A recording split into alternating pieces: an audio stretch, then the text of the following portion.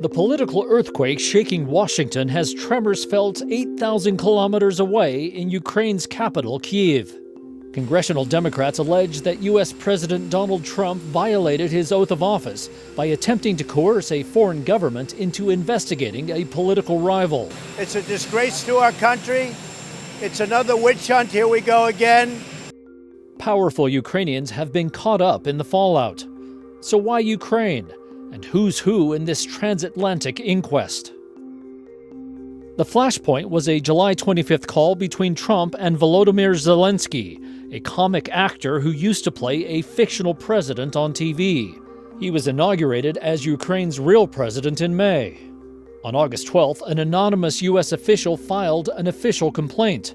An unclassified version of the allegations was made public on September 26th. The whistleblower cited multiple U.S. government officials saying Trump attempted to pressure Zelenskyy to pursue an investigation into a Ukrainian gas company, Burisma Holdings. Former U.S. Vice President Joe Biden's son, Hunter, was on the board of directors there. Joe Biden is leading in opinion polls to be the Democratic Party's candidate to run against Trump next year. Folks, we have a president who's violated his oath of office. And a president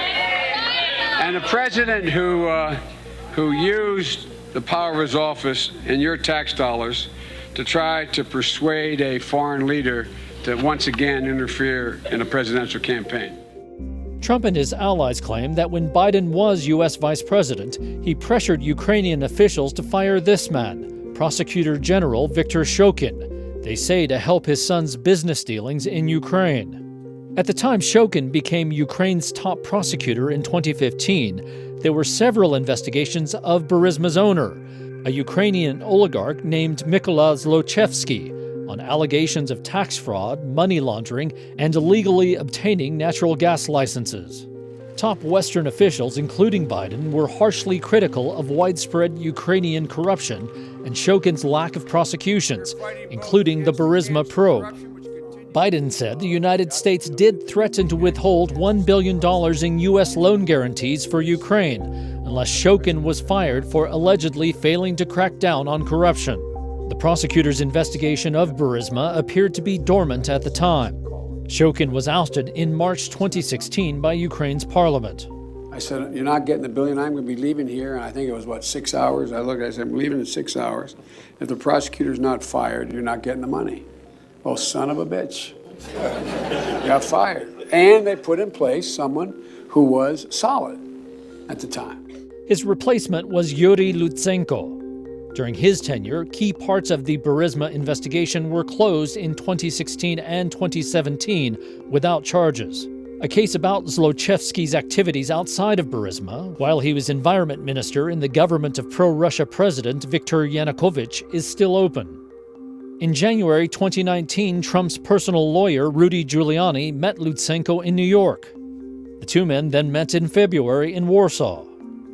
Weeks later, Lutsenko told a columnist for the U.S. political website The Hill that he was reviewing the Burisma cases again. In April, Zelenskyy soundly beat incumbent President Petro Poroshenko. Giuliani was scheduled to fly to Ukraine in May to push for an investigation into the Bidens and alleged Ukrainian interference in the 2016 U.S. presidential election. After a flurry of reports about the planned meeting, Giuliani abruptly canceled, saying Zelenskyy was, quote, surrounded by enemies of Trump.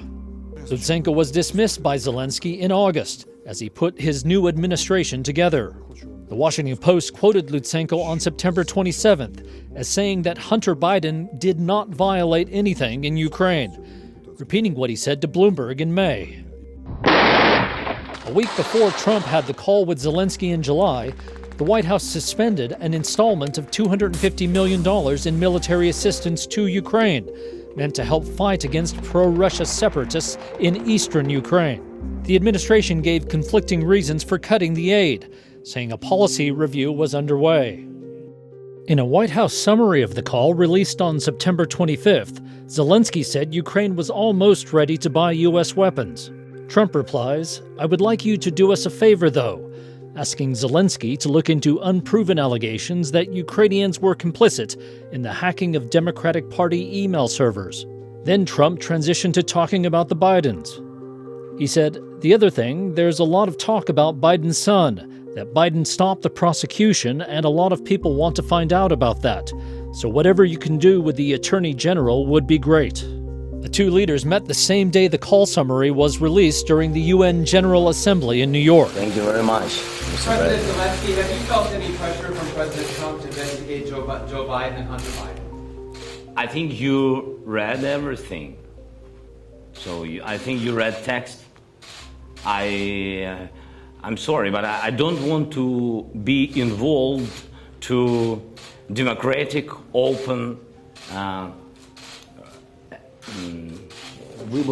elections of USA.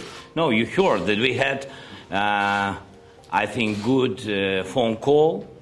It was normal. We spoke about many things, and so I think, and you read it, that nobody pushed me. Yes. In other words, no pressure. President Trump, Because you know what? There was no pressure. On September 13th, under congressional pressure, the White House dropped its resistance to providing military aid to Ukraine. On September 24th, the Speaker of the U.S. House of Representatives, Democrat Nancy Pelosi, announced a formal impeachment inquiry into the allegations against Trump. We have tremendous power. But Trump continued to call on foreign governments to investigate the Bidens. On October 3rd, he included China. Well, I would think that if they were honest about it, they'd start a major investigation into the Bidens. It's a very simple answer. They should investigate the Bidens, because how does a company that's newly formed, and all these companies, if you look at, and by the way, likewise, China should start an investigation into the Bidens. Officials in Kyiv are watching closely to see how future relations might be affected by the drama playing out in Washington.